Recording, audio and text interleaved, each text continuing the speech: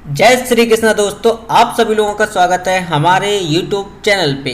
तो जिस किसी का भी आज 16 अप्रैल का पेपर था फर्स्ट शिफ्ट में पटवारी का, उसके मैं ऑल शिफ्ट के सारे क्वेश्चन कराने वाला हूं जो आपके विज्ञान के पूछे गए थे।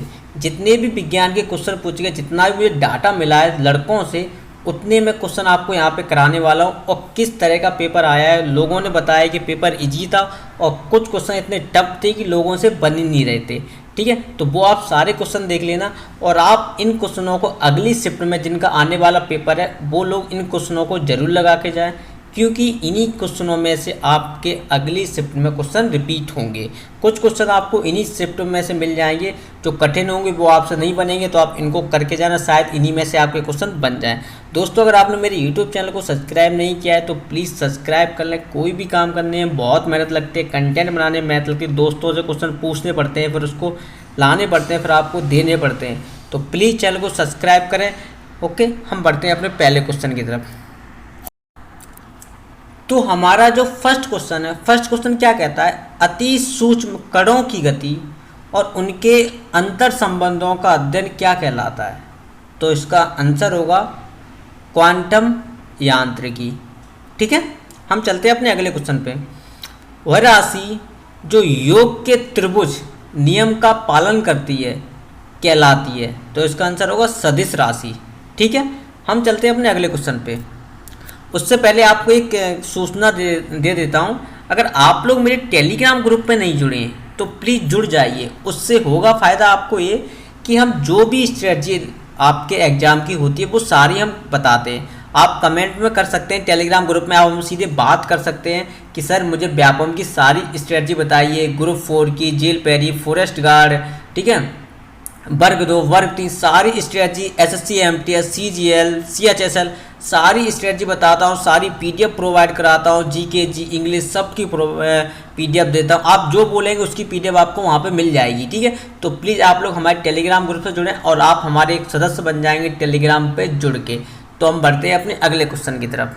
ठीक है, तो कमेंट आपको डिस्क्रिप्शन में लिंक मिल जाएगी, आप उससे जुड़ सकते हैं, या फिर आपको अबाउट सेक्शन में जाके आपको लिंक मिल जाएगी। ठीक है, तो बढ़ते हैं अपने अगले क्वेश्चन पे। अगला क्वेश्चन क्या है हमारा, जहाजों में समय मापने के लिए उपयोग किए जाने वाला उपकरण है। तो इसका आंसर हो क्रोनोमीटर। ठीक है, मैनोमीटर का उपयोग किया जाता है द्रव तथा गैस दाब मापने में। ठीक है, हम बढ़ते हैं अपने अगले क्वेश्चन की तरफ।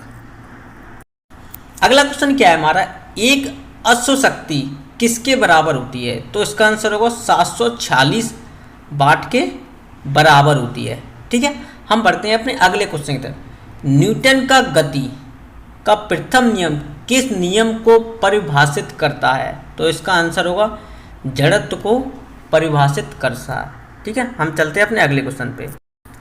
अगला क्वेश्चन क्या है हमारा, गैस के अणु किस प्रकार की गति करते हैं। तो इसका आंसर होगा ब्राउनी गति। ठीक है, बादल का वायुमंडल में तैरने का क्या कारण है। तो कम घनत्व के कारण। ठीक है, हम बढ़ते हैं अपने अगले क्वेश्चन पे। अगला क्वेश्चन क्या है हमारा, सरल मशीन किस सिद्धांत पर कार्य करती है। तो इसका आंसर होगा बल आघूर्ण। ठीक है, अगला क्वेश्चन क्या है, भारहीनता की स्थिति किस कारण से उत्पन्न होती है। तो इसका आंसर होगा गुरुत्वाकर्षण शून्य होने के कारण।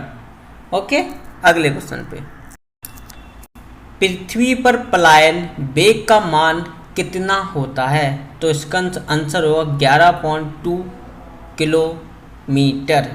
ठीक है, अगले क्वेश्चन पे चलते हैं। किस पदार्थ में सर्वाधिक प्रत्यास्थता होती है। तो इसका आंसर होगा क्वार्टर में सबसे अधिक प्रत्यास्थता होती है। हम बढ़ते हैं अपने अगले क्वेश्चन पे। अगला क्वेश्चन क्या है हमारा, एक आदर्श तरल में श्यानता का मान होता है। तो इसका आंसर कितना होगा, 0 होता है। ठीक है, फाउंटेन पेन किस सिद्धांत पर आधारित होता है। जो फाउंटेन पेन है किस सिद्धांत पर आधारित होता है। तो इसका आंसर केसी तत्व के सिद्धांत पर आधारित होता है। ओके, अगला क्वेश्चन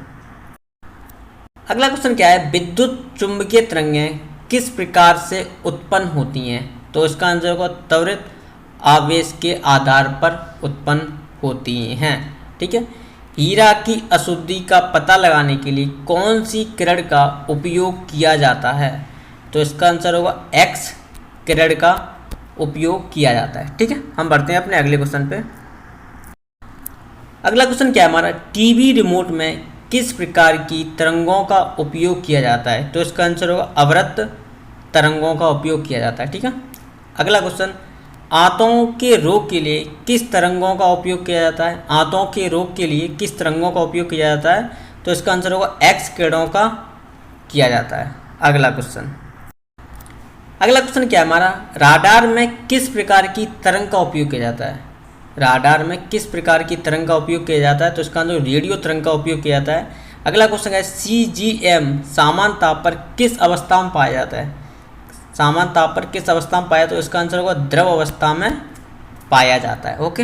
अगला क्वेश्चन क्या है हमारा, ऊष्मा किस प्रक्रिया के द्वारा तेजी से स्थानांतरित होती है? तो इसका आंसर होगा विकिरण के द्वारा। ठीक है। तारे का रंग क्या दर्शाता है? जो तारा होता है ना, क्या दर्शाता है? तो उसका आंसर होगा उसका ताप दर्शाता है। किसका? तारे का रंग का उसका ताप दर्शाता है। अगला, जीवों के विकास को सर्वप्रथम किसने परिभाषित किया गया? तो इसका आंसर होगा लेमार्क के द्वारा परिभाषित किया गया। द ओरिजिन ऑफ स्पीसीज किसकी पुस्तक है? तो इसका आंसर होगा चार्ल्स डार्विन की पुस्तक है। ठीक है। हम बढ़ते हैं अपने अगले क्वेश्चन पे। जीवाणु विज्ञान का जनक किसे कहा जाता है? जीवाणु विज्ञान का जो जनक है किसे कहा जाता है? तो उसका आंसर होगा ल्यूवेन हॉक को कहा जाता है। अगला क्वेश्चन क्या है, द्विनाम पद्धति के जन्मदाता कौन है? द्विनाम पद्धति के जन्मदाता कौन है? तो उसका आंसर होगा कैरोलस लीनियस। ठीक है, कैरोलस लीनियस। अगला क्वेश्चन, 5 जगत वर्गीकरण किसके द्वारा दिया गया था? 5 जगत वर्गीकरण किसके द्वारा दिया गया? तो इसका आंसर विटेकर के द्वारा दिया गया था। ऑक्टोपस किस संघ के अंतर्गत आता है? ऑक्टोपस किस संघ के अंतर्गत आता है? तो इसका आंसर होगा मृदु कवच संघ के अंतर्गत आता है। दोस्तों, अगर आपको वीडियो पसंद आए तो प्लीज़ कमेंट करें, लाइक करें, शेयर करें और चैनल को सब्सक्राइब करना तो बिल्कुल ना भूलें। Thank you so much. Bye bye all of you, love you.